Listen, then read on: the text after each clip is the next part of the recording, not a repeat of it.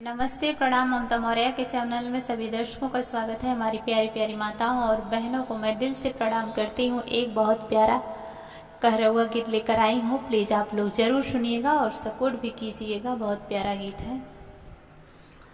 बजड़ी के रोटियाँ चकावड़े के साग पिया खैबै नाही रोटिया, रूखी रह बरतिया पिया खैबै नाही रोटिया, भूखी रह बरतिया। बजड़ी के रोटियाँ चकावड़े के साग पिया खैबै नाही रोटिया, भूखी रह बरतिया पिया खैबै नाही रोटिया, भूखी रह बरतिया।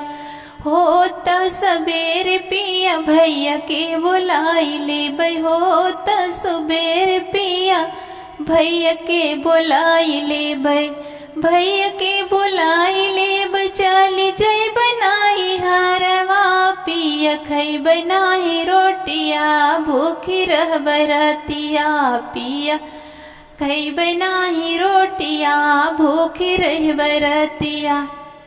ससुरे के दुख धन नैहर जिन बतावा हो, ससुरे के दुख धना नैहर जिन बतावा हो, नैहर जिन बतावा धना नैहर जिन बतावा हो। भौजी तोहरी मरिय तनवा सुन न पैबू बतिया, भौजी मरिय तनवा तोही सुन न पैबू बतिया। ससुरे के बात धना नैहर जिन बतावा हो, ससुरे के दुख धना नैहर जिन बतावा हो। भौजी मरिय तनमा सैन पैबू बतिया, धनमा न मोरी बतिया जाय जिन नैहर, धनमा न मोरी बतिया जायु मात नैहरवा। जाबै विदेश धना हम ही कमाबै, जाबै विदेश धना हम ही कमाबै, जाबै विदेश धन हम ही कमाबै, हम ही कमैबै धन हम ही कमैबै।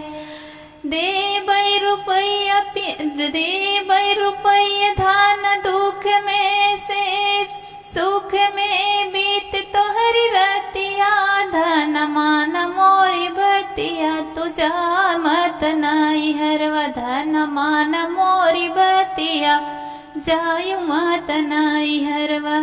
जाबै विदेशवा धना हम ही कमाबै, जाबै विदेशवा धना हम ही कमाबै।